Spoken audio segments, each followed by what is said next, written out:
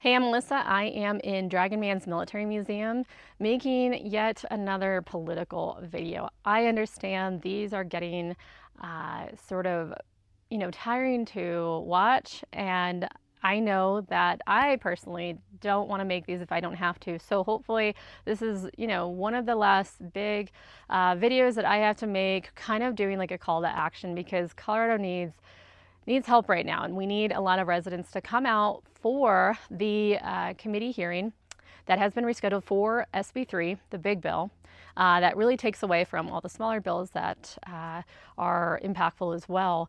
Some things that are going to be going on Wednesday is, first of all, if you would like to join a group of us in Colorado Springs from the parking lot in front of the Chapel Hills Mall, in front of the food court, we are all going to be driving up together and, in a very peaceful way. I will have some route maps and letting people know where to park when they get there, but essentially this is just another way to kind of let our voices be heard and show up in unity.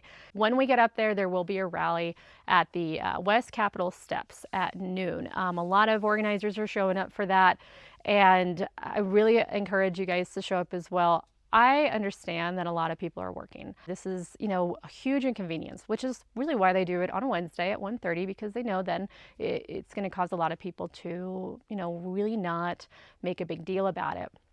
However, I really just want to remind you guys that once these bills potentially go through and things become law, we all know that it's unconstitutional.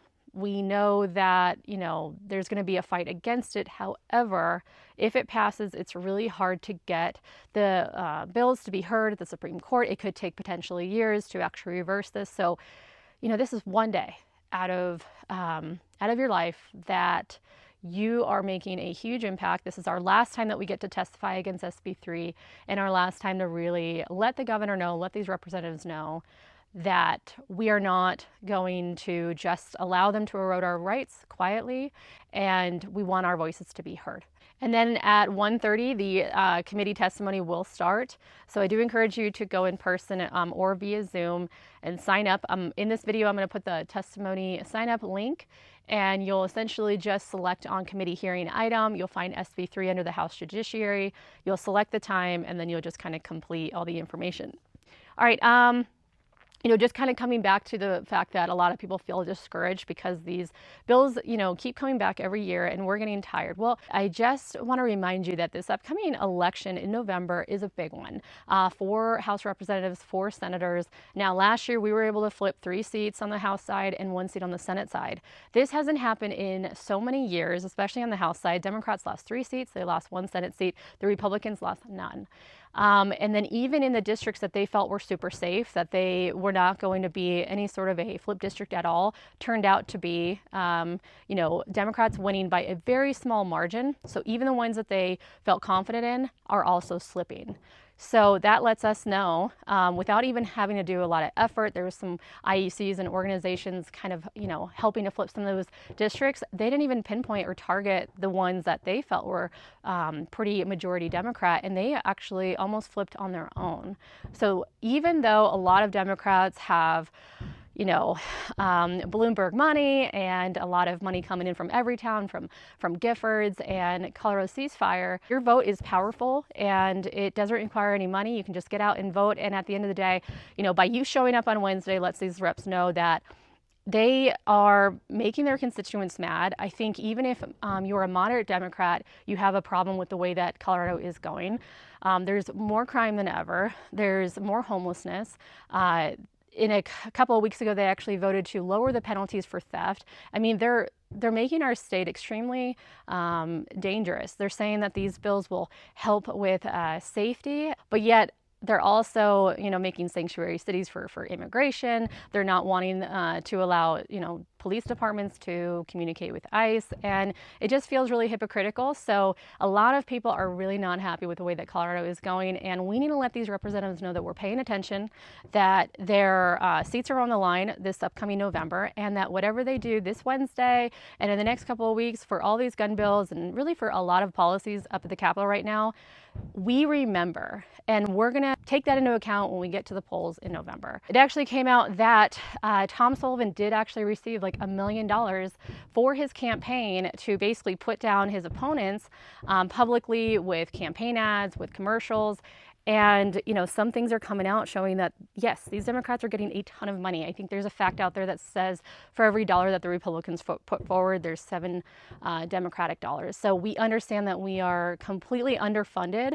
However, I do think that just sitting by doing nothing really doesn't help the case. And we need to kind of start having conversations, especially in the local grassroots of our communities, these, you know, rural areas. You guys really need to start working together, you know, putting forth meetings, and we need to start really unifying.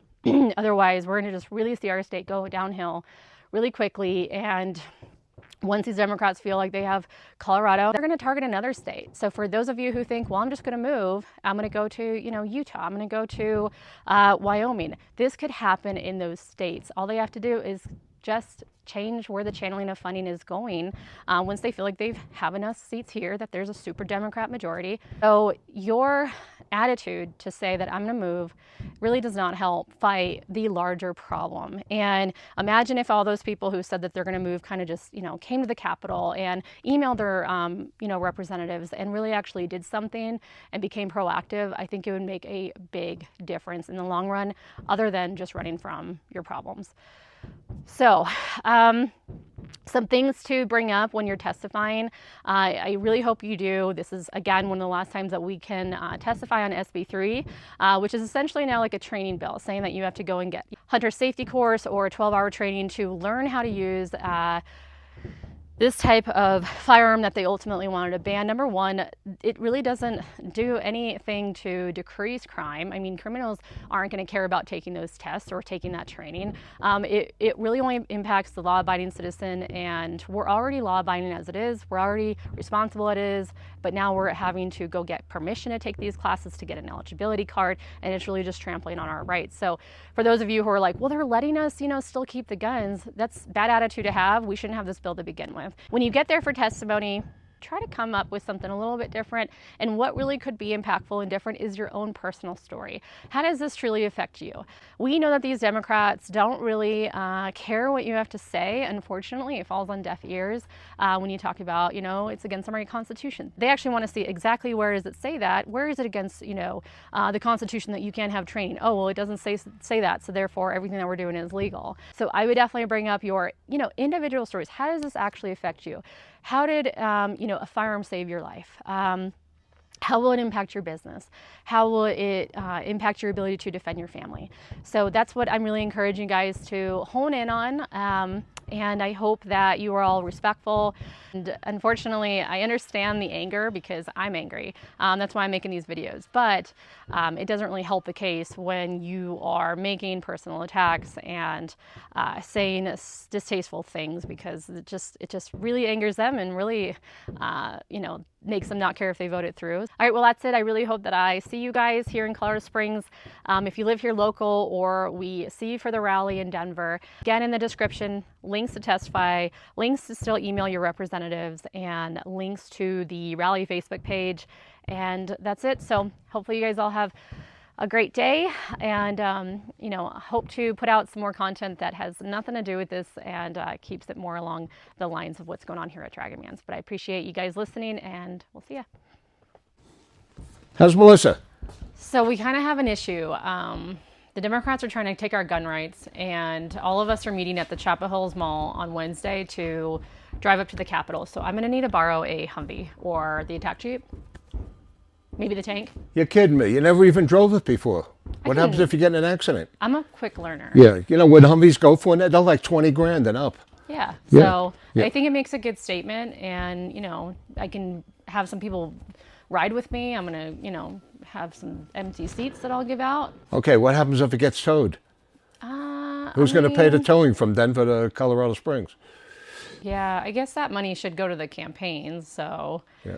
So is the answer like, no, like, can I take the attack Jeep? Or what about like this guy? You want to drive the Dragon bike? Yeah, boy, that would be something. You'll probably be on the news. Blows out fire. Maybe I'll, you know. Yeah, your hair will probably catch on fire. Yeah, they'll be calling you Dragon Girl.